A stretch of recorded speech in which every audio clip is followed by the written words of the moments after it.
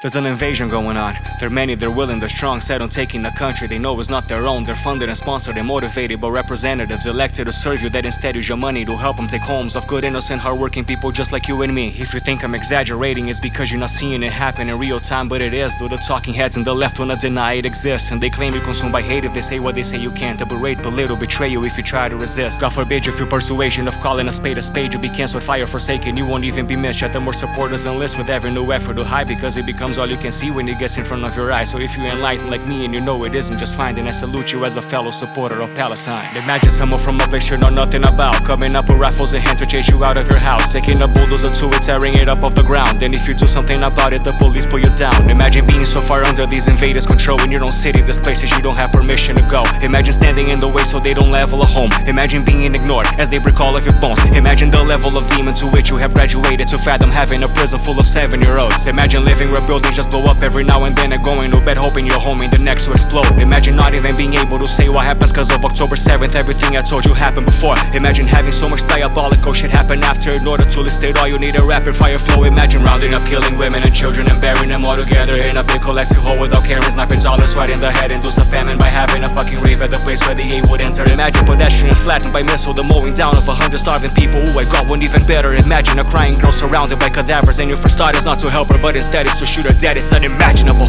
Now imagine that after having just found out all these atrocities you decide you're not gonna talk about it, you just can't.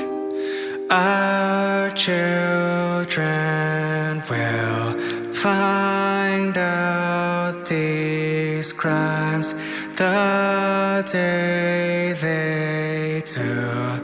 They'll wonder why, and when they ask what you did, will you reply?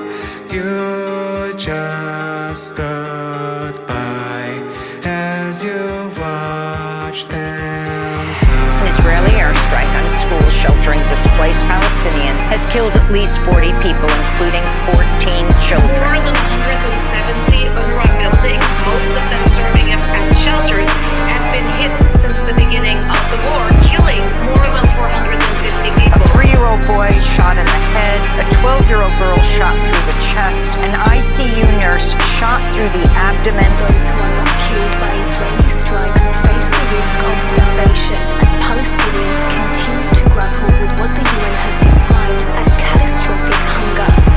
As you're watching horror, the barrage of terror that keeps on happening, you can't help but ask yourself a question, and it's how this one group of people gotten so evil? Well, it's simple. In fact, it's the only way this kind of thing always turns out. What if you wanna dominate a land other people already do? Then you gotta get some guns and you shoot and they'll move, but it's gonna take a while. How to guarantee your kids will do it too? Let me introduce that demon Jew. Dehumanize them during class. That demon Jew. Don't prosecute when they're harassed. That demon Jew. Tell your police to kick their ass and tie that noose. Before you know it, the possession is concluded. Remove them at any cost. If they resist and kill them, fuck it, kill them quicker, kill them for no fucking reason. Kill them harder, kill them better, let them know you are the killing. Fund those among them who kill so you have an excuse to kill them. Pay the US politicians, pay them all, no matter their position or whatever issue. Give the UK a few millions, buy the boards, set the pieces, wipe them out and fulfill your vision. But there's one thing that you're missing, cell phones have become a new religion. Now what they gotta do is record it and send it. We all get so fucking up, all we are compelled to assembly, boycott and protest. Regardless of all the cops that are sent, they arrest you all, then let you go just to arrest you again. We're fighting a genocide by definition of the Convention on its Prevention and Punishment at the United Nations. Never forget you're correct and they ain't. It's gonna happen exactly like it did with South Africa and with Vietnam. It's all the same, água mole, pedra dura, tanto bate até que fura e derruba uma ditadura. Believe me, this too will change.